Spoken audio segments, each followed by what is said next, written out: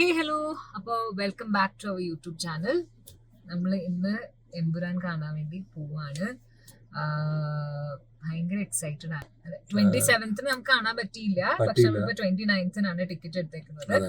നിങ്ങൾ കാണുമ്പോൾ കുറച്ചും കൂടി ദിവസം വൈകും കേട്ടോ. അപ്പൊ ബാക്കി നമുക്കിനി ഫിലിം കണ്ടിട്ട് ഞങ്ങൾ ഫോറം മോളിലാണ് ബുക്ക് ചെയ്തേക്കുന്നത്. അപ്പൊ കണ്ടതിന് ശേഷം ബാക്കി വിശേഷം കാണാം. ഹേ ഗൈസ്, അപ്പൊ നമ്മളിപ്പോ എമ്പുരാൻ കണ്ടിറങ്ങി. ഫോറം മോളിലായിരുന്നു കണ്ടിട്ട് ജസ്റ്റ് പാർക്കിംഗ് പൊക്കോണ്ടിരിക്കുകയാണ് പുറത്തേക്ക്. നല്ല അടിപൊളി സിനിമയാണ്. പല പല ഡീഗ്രഡേഷനും നടക്കുന്നുണ്ട്, പക്ഷെ അതൊന്നും നിങ്ങൾ നോക്കരുത്. തിയേറ്ററിൽ തന്നെ പോയി കാണണം. തിയേറ്റർ എക്സ്പീരിയൻസ് മസ്റ്റ് ആണ് കേട്ടോ. സൂപ്പർ ഫിലിമാണ്. ഒരു ഹോളിവുഡ് ലെവലിലാണ് പറയണത്. കാരണം ഒരു മലയാളം പടം ഇത്രയും ഒരു വലിയ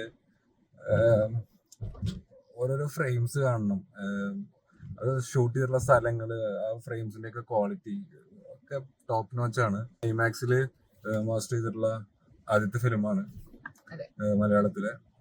പിന്നെ എന്തിനാണ് ഇത്രയും ഒരു ഹെയ്റ്റ് ഈ പടത്തിന് കൊണ്ടുവരുന്നത് എന്നുള്ളത് എനിക്ക് മനസ്സിലാവുന്നില്ല. പലരും പറയുന്നത് പൃഥ്വിരാജിന്റെ മാർക്കറ്റിംഗ് ടെക്നിക്കാണെന്നൊക്കെ പറഞ്ഞു. നമ്മളങ്ങനെ ഇങ്ങനെ നമുക്കങ്ങനെ ചിന്തിക്കാൻ പറ്റും. ഇപ്പം ഞാൻ എടുത്തൊരു ഫിലിമിൽ എനിക്കും ഒരുപാട് ആൾക്കാർ എന്നെ കുറ്റം പറയിക്കുന്ന രീതിയിൽ, അല്ലെങ്കിൽ ഇപ്പോൾ ലാലേട്ടൻ മാപ്പ് പറഞ്ഞു. അപ്പം ഇങ്ങനെയൊക്കെ ഒരുപാട് പേര് ഇൻവോൾവ് ആക്കിയിട്ട് എല്ലാവരെയും കൊണ്ടും മോശം പറയിപ്പിച്ച് ആ പടത്തിന് മാർക്കറ്റ് ചെയ്യാനായിട്ട് നമ്മൾ ശ്രമിക്കുമോ? ഒരിക്കലും അങ്ങനെ ചെയ്യേണ്ട ആവശ്യമില്ലല്ലോ. ഒരു ഫിലിം കണ്ടിട്ട് അത് വിലയിരുത്താനായിട്ട് നമ്മളാണ് എന്തെടുക്കണം, നമുക്ക് എന്താണ് എടുക്കേണ്ടത്, എന്താണ് കളയേണ്ടത്, നമ്മൾ തീരുമാനിക്കണം അല്ലേ? ഒരു ഫിലിമിനെ ഫിലിമായിട്ട് കാണാനും അതിൻ്റെ ഒരു കലാസൃഷ്ടി ആയിട്ട് കാണാൻ പറ്റണം. അതാണ് വലിയൊരു കാര്യം. ഇപ്പം എന്തൊക്കെ ഉണ്ടെന്ന് പറഞ്ഞാലും ഈ സെൻസറിങ്ങും എല്ലാ പരിപാടികളും കഴിഞ്ഞിട്ടല്ലേ ഈ പടം വന്നത്. അപ്പൊ ഇത്രയും മാത്രം പ്രശ്നങ്ങളൊക്കെ ഓൾറെഡി ഉണ്ടെങ്കിൽ ഇത് ഓൾറെഡി സെൻസേർഡ് ആയി പോകേണ്ടതല്ലേ?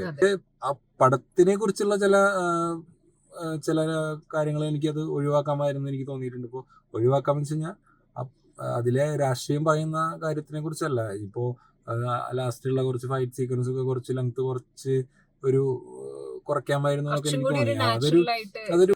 അതൊഴിച്ചാൽ വേറെ യാതൊന്നും എനിക്ക് അങ്ങനെ യാതൊരു പ്രശ്നവും തോന്നിയിട്ടില്ല.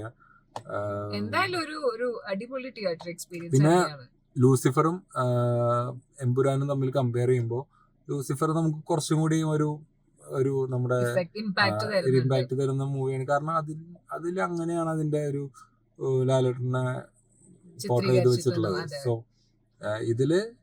ഇതിലെ വിഷ്വൽ കൊണ്ടും എല്ലാം കൊണ്ടും ഇതിലെ ആ ലൊക്കേഷൻസ് കണ്ടുപിടിച്ചവർക്കും അതേപോലെ അങ്ങനെ ഷൂട്ട് എന്താ പറയാ, അത്രയും ടോപ്പ് നോച്ചാണ് ഇതിലെ എല്ലാം. ഓരോരോ ഷോട്ടുകൾ നിങ്ങൾക്ക് കാണുമ്പോൾ മനസ്സിലാവുള്ളൂ. അത് തിയേറ്ററിൽ തന്നെ പോയി കാണും വേണം. അടിപൊളി ഫിലിമാണ്. അതിൽ യാതൊരുവിധ സംശയവും. പല പല ഹേറ്റഡും പല പല ഡീഗ്രഡേഷനും നടക്കുന്നുണ്ടെങ്കിലും നമ്മുടെ മലയാളത്തിൽ നിന്ന് ഇങ്ങനത്തെ ഒരു ഹൈ ബഡ്ജറ്റ് ഫിലിം എന്ന് പറയുന്നത് നമുക്ക് ഭയങ്കര പ്രൗഡായിട്ട് എടുക്കാം. കാരണം അതും പിന്നെ പൃഥ്വിരാജിന് മാത്രം പറ്റുന്ന ഒരു കാര്യമാണ്. കാരണം പുള്ളി അത് ചേഞ്ച് ചെയ്യുക, അത്രയും കോൺഫിഡൻസ് ഉള്ള ഒരു വ്യക്തിയാണ്. അപ്പോൾ നമ്മൾ വെറുതെ ഇങ്ങനെ നമ്മുടെ സ്വാർത്ഥമായ താല്പര്യങ്ങൾ കാരണം വെറുതെ ഇങ്ങനത്തെ ഒരു കലാസൃഷ്ടിനെ വെറുതെ നശിപ്പിച്ച് കളയരുത്.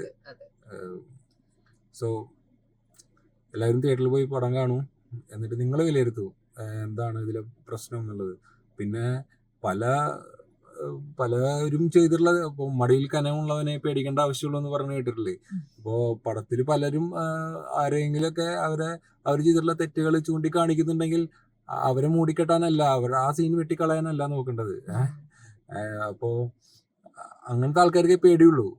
നമ്മൾ തെറ്റൊന്നും ചെയ്തിട്ടില്ലെങ്കിൽ നമുക്ക് പേടിക്കേണ്ട ആവശ്യമില്ല. അപ്പോൾ എന്താണ് ഇതില് പ്രശ്നം എന്ന് മനസ്സിലാവുന്നില്ല. സോ നിങ്ങളെല്ലാവരും പോയി പടം കാണും. ഓക്കെ, റിവ്യൂവും കാര്യങ്ങളൊക്കെ കമന്റിൽ പറയും. നെക്സ്റ്റ് വീഡിയോയിൽ കാണാം. Bye bye.